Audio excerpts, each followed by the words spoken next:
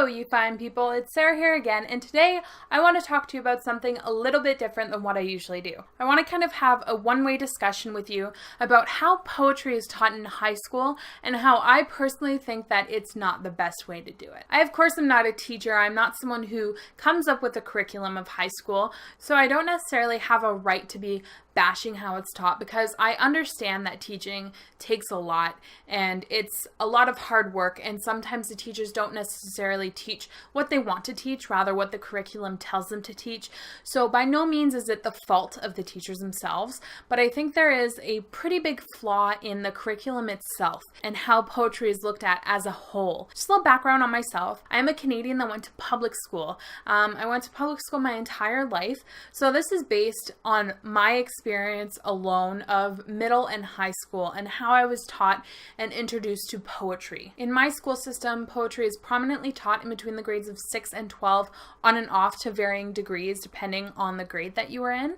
We did not have a separate poetry class at all. I did take creative writing during high school, which is a whole different experience, but in my regular required English classes where we learned snippets of poetry is what I will be talking about today. So I'm just going to start right off the bat with my biggest problem with how poetry is taught in mostly high school. I'm going to focus on high school because that is where the bulk of my memories on being taught poetry come from. I don't really remember too much of middle school, so I will just start off at grade 9 and go all the way to grade 12. So my biggest problem with how poetry is taught in high school particularly is how it is deconstructed completely. And I don't mean that in a very good way. I myself deconstruct my poems over and over and over again. I mean, my Ariel by Sylvia Plath is completely butchered. I've annotated the crap out of it, but I am not looking for the same type of things that you were taught to look for in high school. When I annotate my poetry, I'm looking for things that just give me an emotional connection.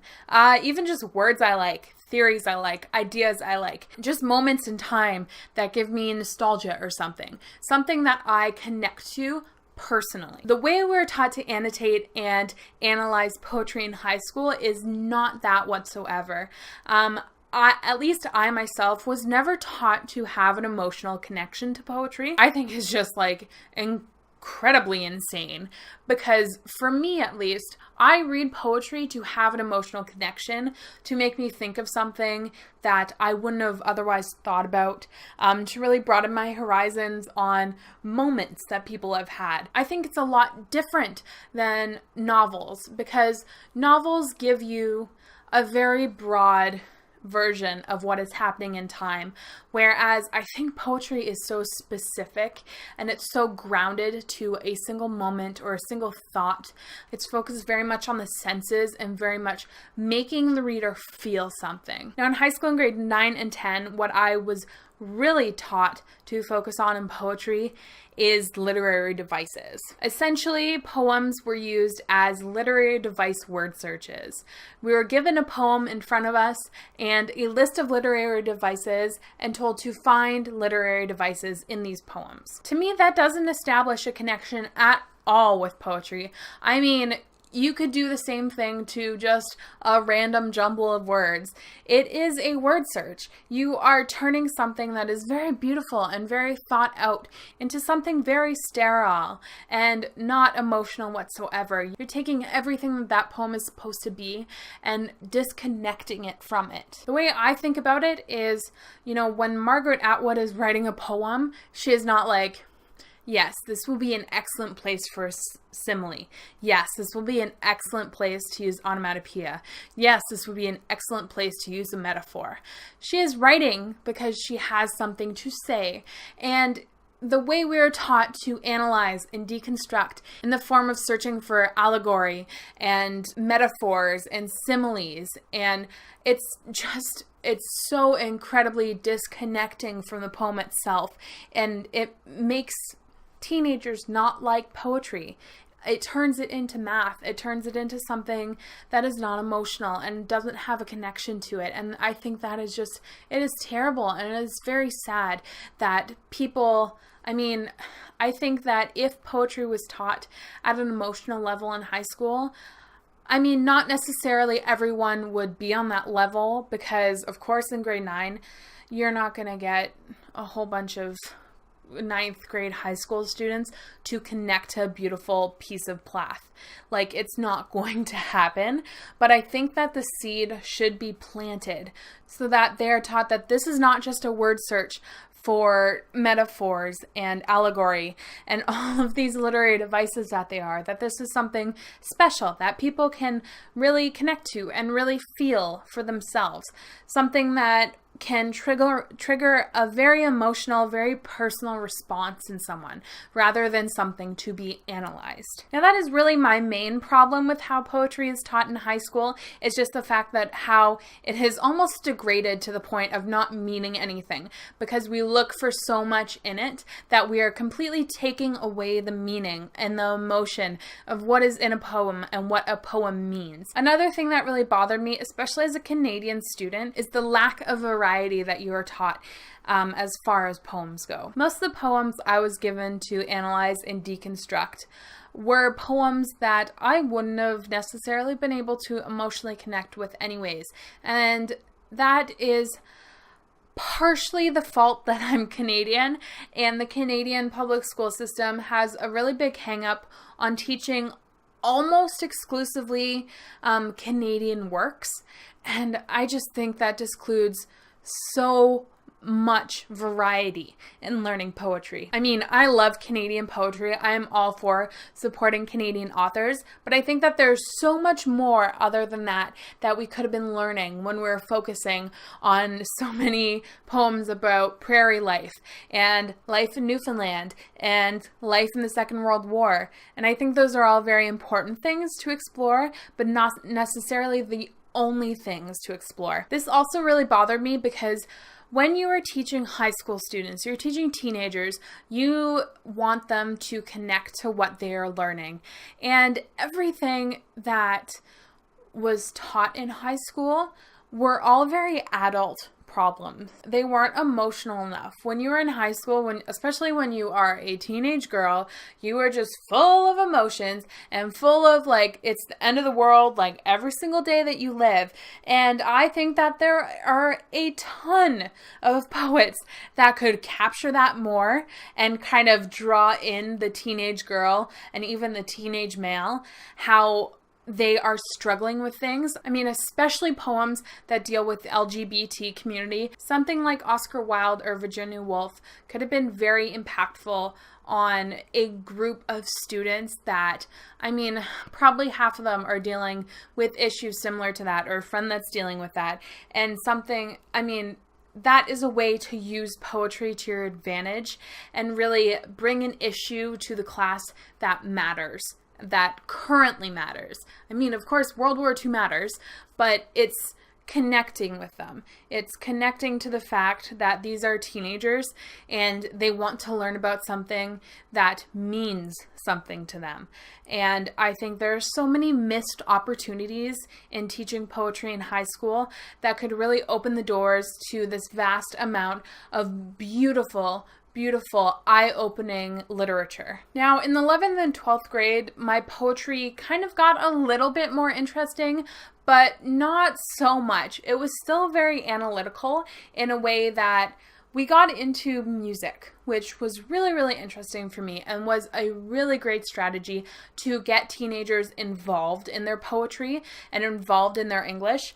I remember one assignment we had where we had to pick the lyrics of a song, and then we had to like make a collage that visually represented that song and the poetry within it. And I think that is just the standalone assignment I did as far as poetry goes in English class that was really worth something to me, that really made me think about something instead of analytically breaking something down. It made it very emotional and very artful instead of being something very mathematical and yes or no, right or wrong. But then after that, when we got more into music, we got into breaking down music into similes and allegory and metaphors, which, I mean, it really just dilutes what music and what poetry in a whole is. And I just hate it. I hate it that even, I mean, I understand the need to understand all of these literary devices, but to a certain extent. I mean, you could have taught it in grade 9 and 10 and then just put a cap on it, just stop it, or just maybe just slide it in sometimes, just mention it now and then. But it was still very, very focused on literary devices and word searching for literary devices over and over and over and over and over again. And it was just drilled into you. And that just has no value to me at all in poetry. And I feel so sorry for the people who didn't get to discover poetry outside of the classroom. And I mean, thinking about it, if poetry in the classroom was the only way I was exposed to such writing, I wouldn't have been a fan of it. I wouldn't currently have shelves and shelves and shelves of poetry on my bookcase. It's very upsetting for me when I try and share a piece of poetry that I really love with someone that I really love. And, you know, I mean, Plath is my favorite poet, so I share her with a lot of people. And I have had quite a few people, a troubling amount of people, who read one of her poems and say, why doesn't it rhyme? Or why doesn't it have meter? Where are the metaphors? I mean, there's a lot of metaphors in Plath, but just looking directly at it, and the first thing they look for is literary device. And I think that is very troubling, that people look at a poem and they look for devices rather than an emotional connection. If it were up to me and I got to build the curriculum for Canadian public school poetry classes, I mean, I don't think I could do much better because I have no background in it. I mean, I don't have a degree in English or anything. I'm just kind of a hobbyist, but I think it would be important to integrate connection to poetry and what it really means, what people are writing about, what they're going through when they're writing about. I mean, if you looked at some poets who were just, I mean, I'm going to bring up Plath again, but the poems that she wrote before her suicide are just, they're just heartbreaking. They're just so heavy on your heart. And I think that things like that should just, I mean, you can't teach that stuff, but you can kind of put it on someone's radar, and you can kind of say, listen, this is what poetry is about. It's not about analytics, and it's not about mathematics and algorithms. It is about emotion and people going through things and people sharing things about themselves that, I mean, they wouldn't necessarily share otherwise. And I think that's very important, a very important thing to understand about poetry. And not a lot of people do. And I think that is so troubling. And I would rather high school students be able to at least have a chance at liking poetry, because I don't think a lot of them do. A lot of them think of poetry as, I mean, Shakespearean poetry, and the words they don't understand, and the rhyming they don't understand, and the devices that they don't understand. And that just really takes away from this whole wide, vast variety of worldwide, emotional, heavy poetry that they're just glazing over because they think that it's something that they won't understand and they won't connect with. I also think it's very important to teach people that even if a poem is about something you don't connect with, it can still be very meaningful. It can still be something that puts a thought in your head, or something that makes you think like you didn't before. It shares a piece of someone's life with you, and that is very important too. What brought to me like this thought really was Poetry in the Making. It's a collection of Ted Hughes-like poetry, and the first kind of chapter on it is about animals. And I mean, I love animals, but I don't necessarily want to read a poem about watching a badger for a few hours. That's not something that I would usually connect with. But reading things like that, I mean, it still has value. Reading a few of these poems about, I mean, there's donkeys and there's snails and there's fish and hawks, and I don't connect with those things on a personal level, I mean, they don't really mean anything to me, but still reading the poetry has value to me, and it still made me think about something. I mean, it made me think about what it means to read poetry. And that exclusively happened when I was reading a poem about a badger. So poetry has a lot more value than what is taught, and I think that is very important to appreciate and understand. The last thing I really wanted to share with you, I know that this was a big long rant. I'm looking back on it now, I'm not even sure most of it makes sense. I'm going to try and edit it together so that it does. But I hope that you get something from it, especially if you're not someone who likes poetry and someone who is kind of in high school bred out of even thinking about liking poetry, because it is a lot more than it seems. And I think that if you take it one by one, if you read a poem and just reflect on it, I mean, it could really be any poem. If you just reflect on it emotionally enough, you will begin to like poetry and you will connect to it more and more and more. And that's really what happened with me reading poetry on my own, not looking for devices in it and not analyzing it. I just experience poetry, and that's why I enjoy it so much. So that's my rant about poetry. I mean, I didn't really prep or anything. I just talked and talked and talked. I've been thinking about this for a few days, so I probably missed a ton of things that I want to say. So if you have anything to say, please, please, please, please, please comment. On Twitter, in the comments, I don't care. Just contact me somehow, because I would really love to discuss this with someone, and I would especially like to see how other people were taught in high school about poetry, and maybe somehow I was just kind of like a fluke, and for some reason I just had a string of like bad English teachers or something, which I don't think I did because I enjoyed the rest of their classes. But I would really like to hear from you and hear about what you learned in high school about poetry and how that reflects on how you currently think about poetry.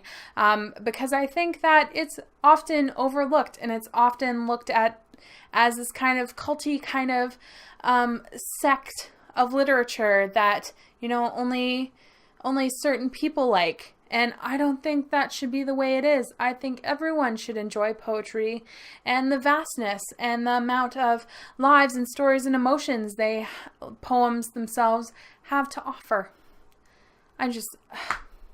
Poems, poetry. So that's it for me today.